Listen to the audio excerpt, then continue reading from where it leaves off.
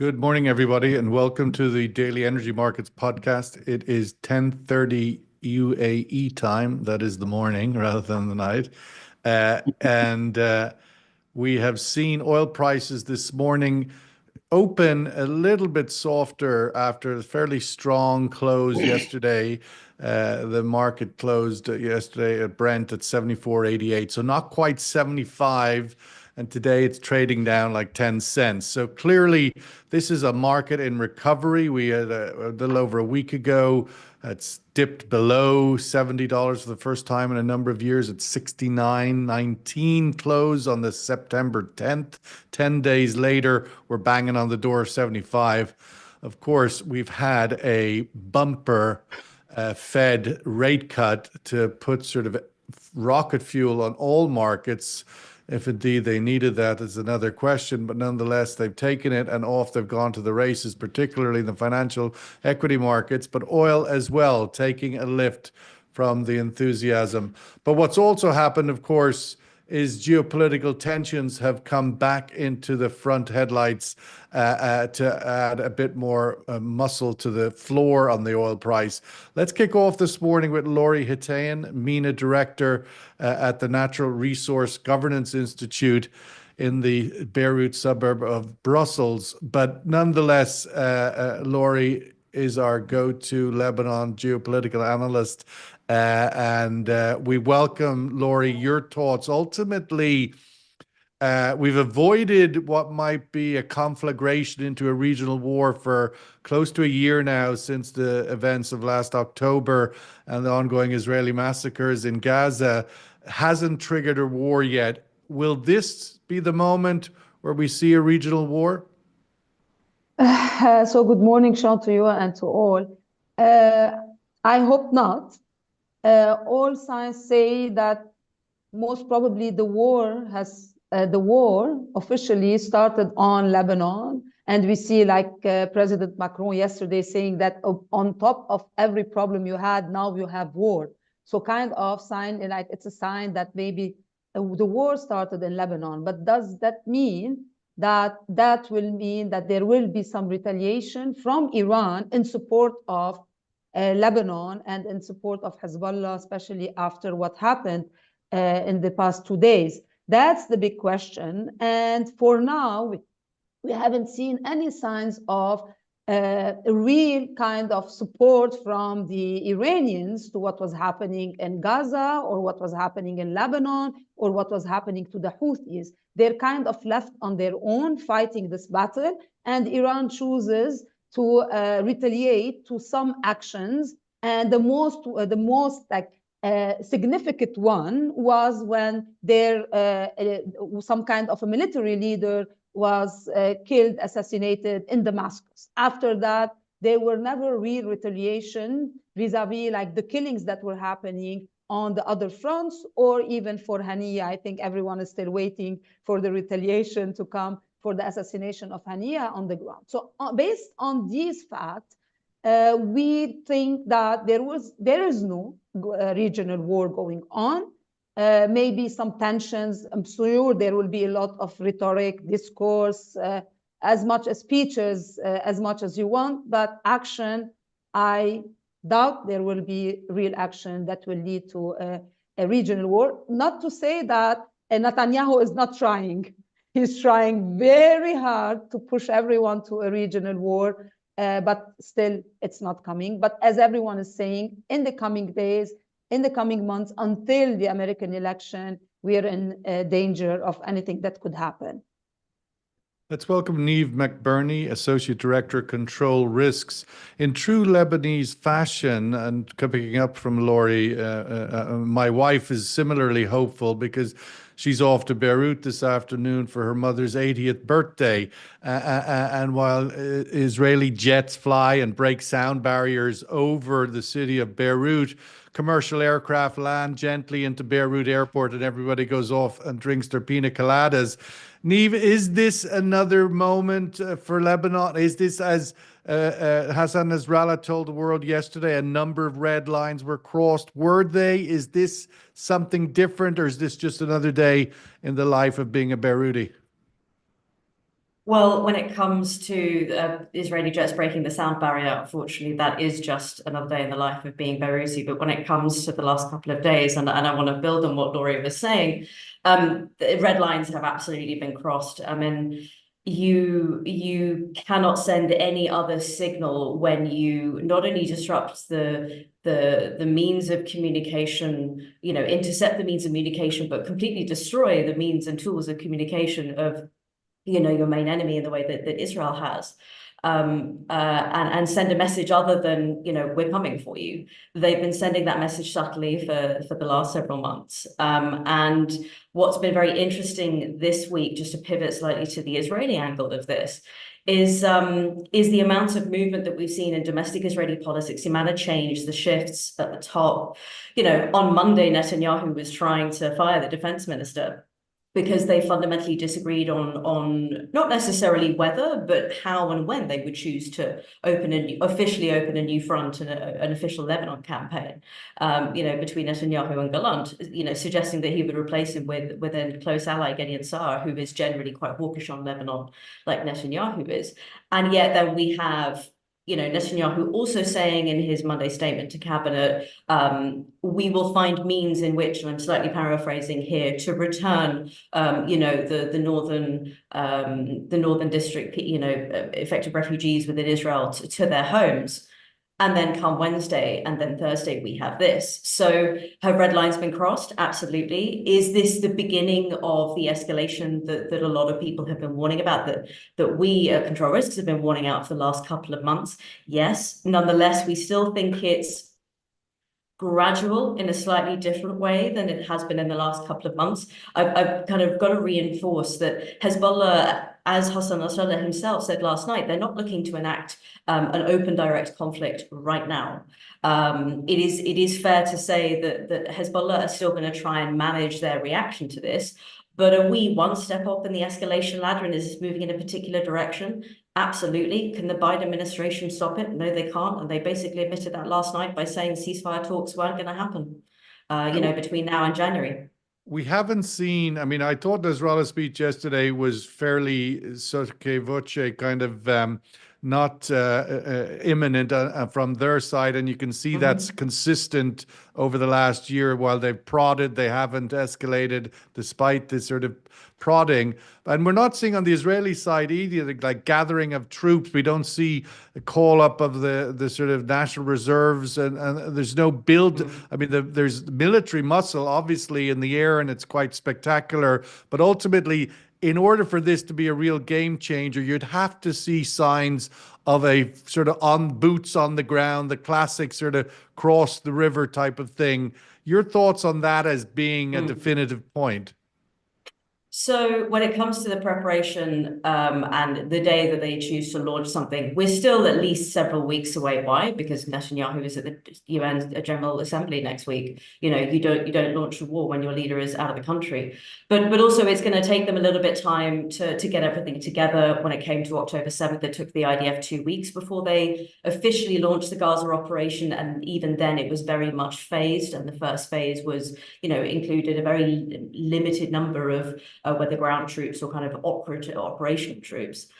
So it's probably going to be similarly phased in the way that Gaza was. There is also a political element to this, which Netanyahu will, to some degree, once they launch this or just before, arguably have to announce the Gaza conflict is over and that they've won.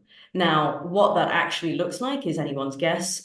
We don't think that they're actually going to fully withdraw from Gaza very quickly at all. But for domestic, kind of popular reasons, he's going to have to show that he's managing these conflicts a bit more carefully than he actually has, because they've largely been outside of his control, and also to help protect himself. So when it comes to Lebanon escalatory cycle, we think it's going to be gradual, it's going to be phased. I mean, the fact that there was an extensive air campaign by the Israeli Air Force last night, you could argue that that's potentially the first salvo of this. And there'll probably be something like, an airstrike campaign going on over the next couple of weeks while they build up resources, get everyone called back up again, get all their ducks in a row, figuratively, and before they probably launch some sort of ground incursion, I will say. We've got to be careful about the terminology here, but what we've also got to remind ourselves is, Israel has done this before in 82 and 2006. It fundamentally failed both times. So it's not going to want to repeat either of those playbooks either.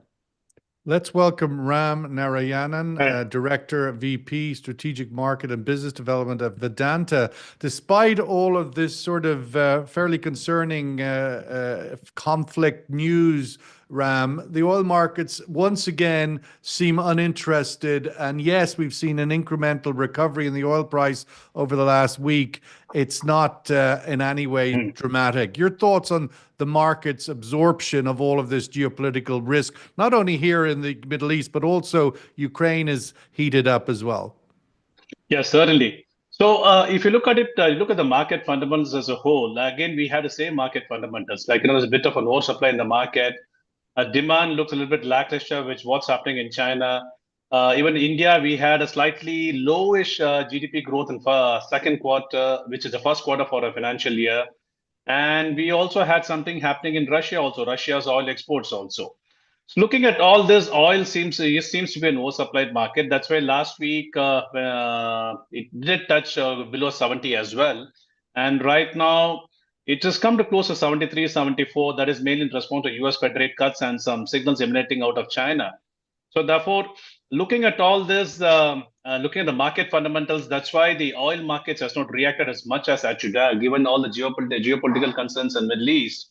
So that's mainly because of the slack that's available in the market and the demand concerns.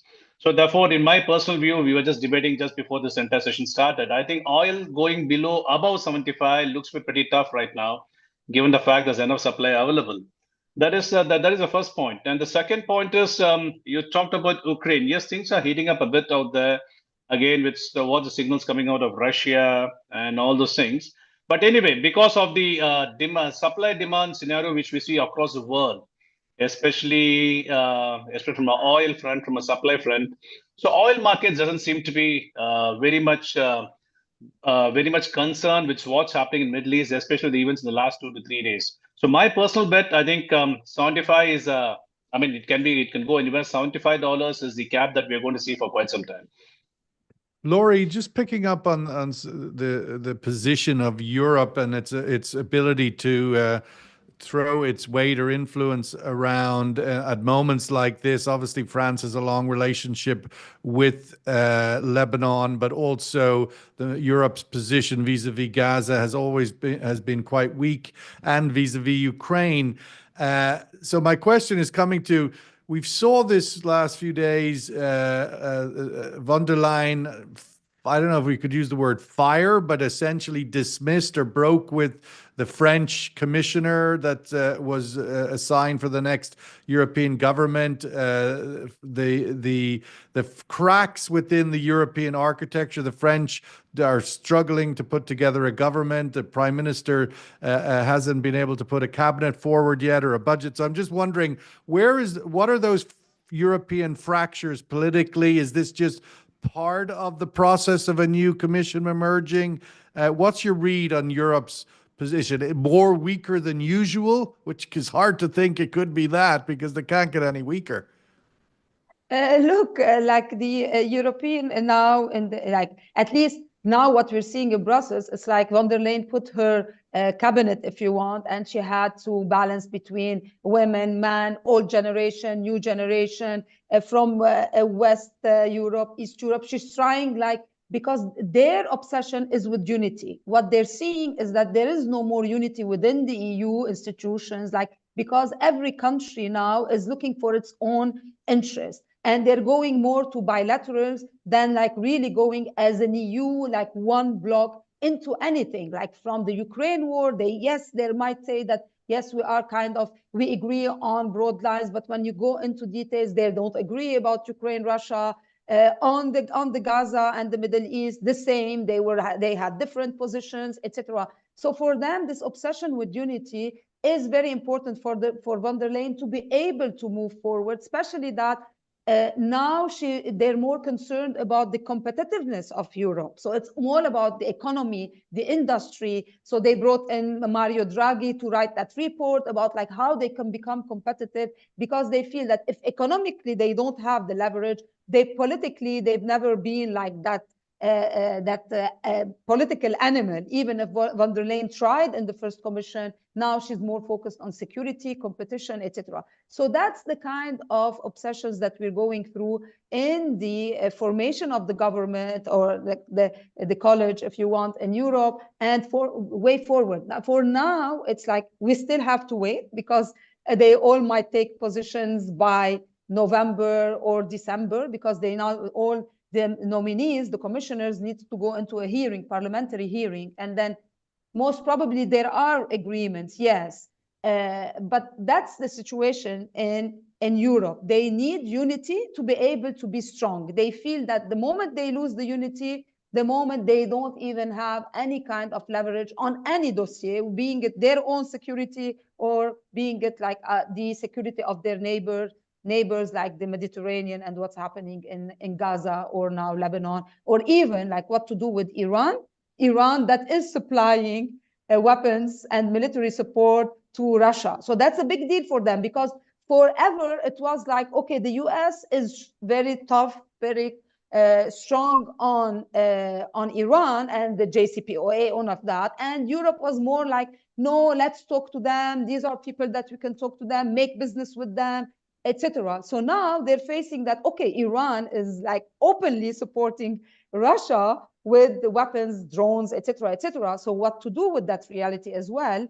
So that's well, they'll be told what to do by. I mean, it seems they're just an echo chamber for Washington. It's really very disappointing from an overarching personal point of view, but also in the world of weight. We need another weight in the mix, and Europe is really reneging on its obligations as a super economic power and political entity not to be in the conversation, at least. But I want to go to circumstances closer by. Niamh, we've talked about this before, which seemed to me to go a little bit under the radar screen in the last few days, literally, figuratively speaking, and that is the burning oil tanker that was attacked by the Yemeni Houthis that was sitting in the Red Sea has been towed away to safe area by an EU naval mission. And I'm wondering how to interpret that. Your thoughts? Obviously, the Houthis are the ones who attacked this ship, which carrying 1 million barrels of oil. Now they would have obviously had to cooperate in salvaging it. Your thoughts or insights on that? What does it mean for ongoing trouble in the Red Sea?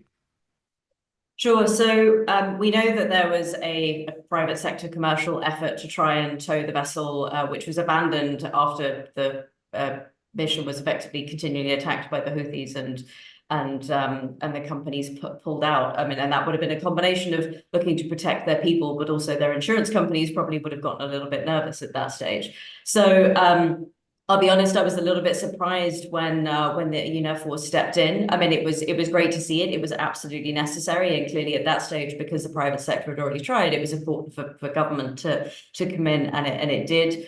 There would have been, yes, a modicum of cooperation in order to facilitate this, but that's actually not unusual when you consider, for example, the massive UN presence in Yemen and the engagement that the UN had across a number of different UN organizations and at the highest level in order to deal with the the FSOSF last summer. So that there are existing channels. I'm not aware of explicit ones. However, it is my suspicion that the EU was facilitated by the UN in this in communications. The EU doesn't have an official presence in the country. And almost every single, apart from the Dutch, I think that's it, EU country no longer has an active embassy in Sana'a. and very, very few diplomats at all operating in Aden. So I suspect the EU would have used UN communications channels because they're already very, very well established. And although it was a very difficult process to get the FSO solved, it was nonetheless the first phase was successful. So it would have seen that, you know, if the UN could do this last summer, then we can hopefully do the same. And they have, and it's safely on its way. But it is a very interesting kind of insight into the difficulty that the Red Sea Challenge is still going to pose, and frankly, that the international community just isn't thoroughly dealing with. And it's because they're all distracted and really they don't know what to do about it. Ram, what are they doing about it in Asia with this bumper 50 basis point cut? This, you know, one of the stories of the year regarding the oil markets is the fact of China weakness generally is the bearish narrative. Does a 50 basis point cut help Asia? Does it help China? Does it anyway change the outlook for oil energy demand in Asia? Well, I wouldn't think so. The only point is some of these countries, especially India and the Southeast Asia countries, and including China as well, there is a hope that the international merchandise market would improve because of the 50 bips cut, because exports has been hit in all these countries. So that's one expectations which all the Asian countries have from the 50 bips cut and the expected cuts in the days to come. But let's look from another point of view also. In the last one day after the Fed cut, most of the Asian currencies have appreciated. That's given the relative weakness of the US dollar. Chinese currency has gone up to 7.04. Indian currency has come from 83.9 to 83.5, and similar as the other currencies also. But this is a natural reaction to the Fed cut. Thirdly, given the fundamental strength of some of these economies, that is still intact. So we do expect some rate cuts to happen in these countries, especially Indonesia, India, Thailand, and all. So we do expect some rate cuts to come in the days to come, which will sort of like, you know, help the economy go up a shade higher. But on the whole, the 50 bips Fed rate cut is the only major hope is that the international markets will improve, which will improve the exports. Now, coming specifically to China, now China has been announcing a lot of measures of late to boost the property market. But we've seen that over the last year to year and a half, like, you know, despite all the different stimulus package that's been announced, it's not had a major effect on the Chinese economy. So on the whole, I think China, I don't think anything much is going to change in China. That is number one. And number two, the Asian countries probably will see an uptick in their exports, especially the festive season coming in, Christmas demand and all. So that might see a little bit of an uptick in the economies. Let's go to the survey question, which is tackling the main topic of today, which inevitably is events in Lebanon. And will Israel's escalating attacks on Lebanon trigger a regional war? The conflagration sort of point that's been lingering in the background for some months now. Lebanon, of course, is not a oil producer. The regional area there is a little far away from any notable transport routes or production areas, etc. But nonetheless, this one might say, with the bombing last night, this war has already begun in Lebanon, or with even the exploding telecom devices earlier in the week. But that's the question, and a regional war can have multiple definitions, can't it? Ultimately, when you start to get into the weeds of it all, but without getting too granular, just what one might recognize as a regional war. Will this Lebanon trigger one? Yes or no? Laurie, looking forward into that, General, obviously half joking in our intro of your connectivity in Lebanon, but obviously this is your home. This is a place in which you've been involved in the political landscape as well as the energy landscape.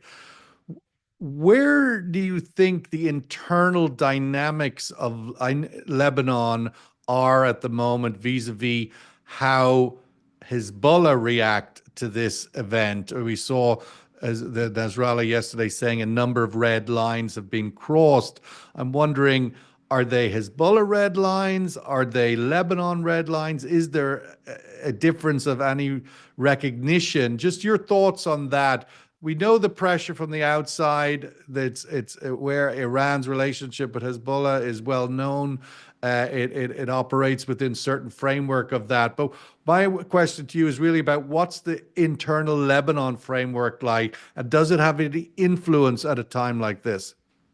Look, everybody knows that this is a war that not all Lebanese have chosen and gave their okay on it. Even like the official Lebanon was not aware of the war. It only started when Hezbollah decided on the 8th of October that they are going to support the war in Gaza.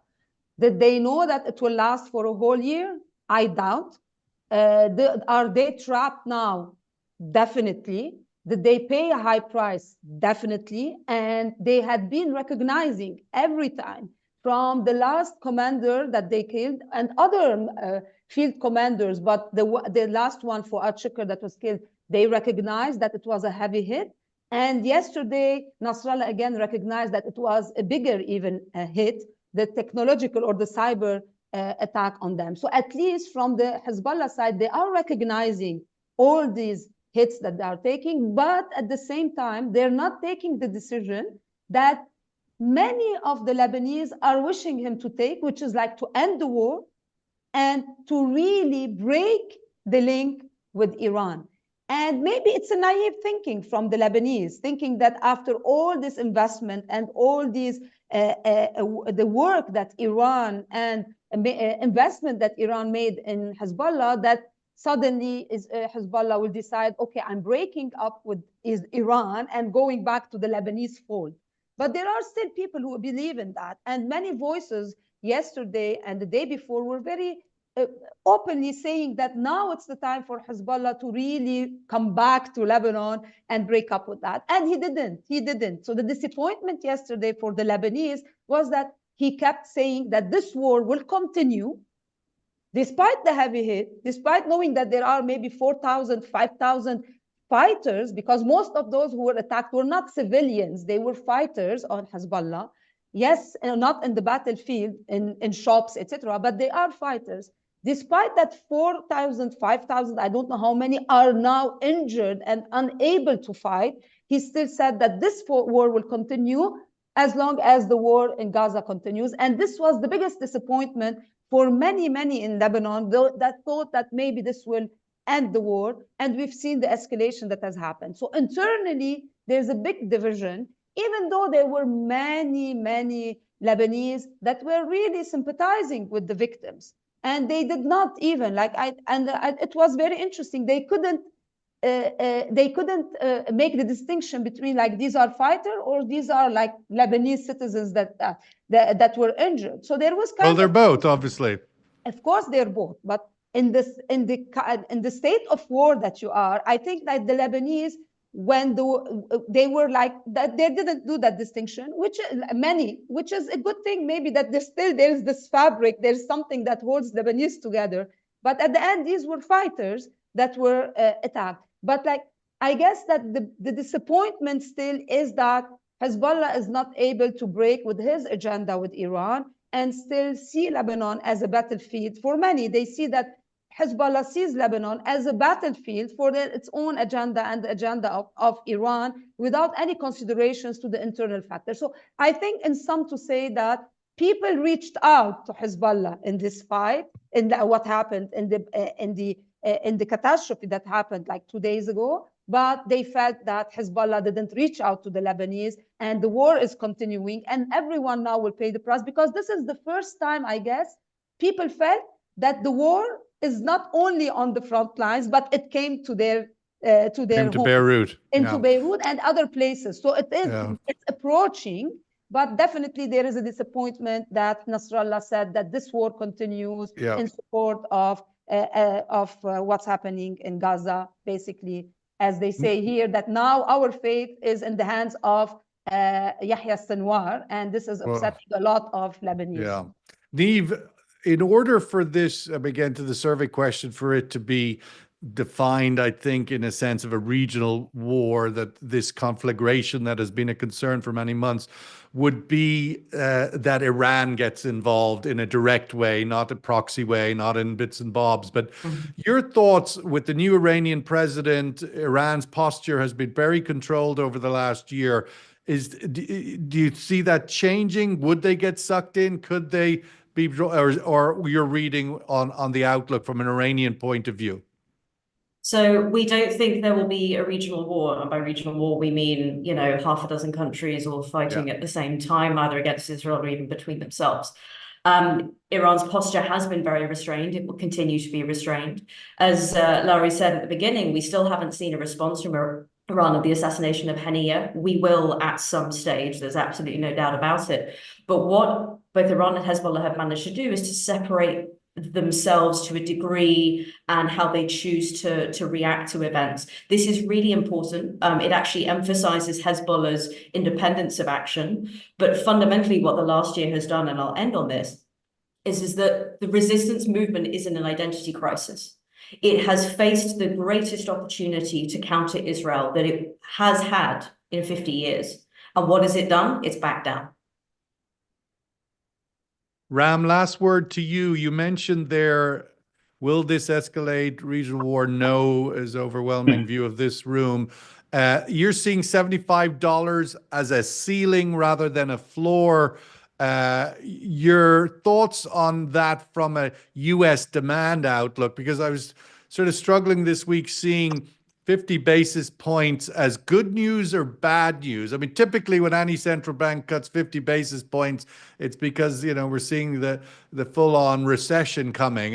Your thoughts on how you interpret that? Because apparently the central bank is saying, no, it's a 50 basis point because everything's great. I mean, I don't quite understand. Yeah. My economics are obviously different than when I studied it 10, 20, 30 years ago, whatever it was. Well, if you look last week at a conference, I was looking at the US cuts over the last 10 years. They always cut by 25 bips, they always cut by max 25 bips, while they had increased their 50 bips. So after quite some time, we are seeing 50 bips cut by the US Fed rate. So obviously, they want a little bit ahead of the curve because they were accused of being behind the curve. So behind the curve. So that's why I think they've taken this move. I frankly don't think there's a US recession. We saw the job data yesterday night. It's well within control. And look at the bond yields also. You look at the 2-year bond yield, which is 3.5%, and the 10-year bond yield, which is 3.7%. So obviously, there's no sign of recession anywhere. And third point is, I think US energy demand still holds pretty well. We've seen production, which is also pretty strong in US. So frankly, I'm not concerned about any recession in US at all right now. And so therefore, I think US demand is going to hold up. If there is any concern which I have right now is coming mainly from Europe right now, from the signals which I see from Europe. That's where I see some concerns coming in.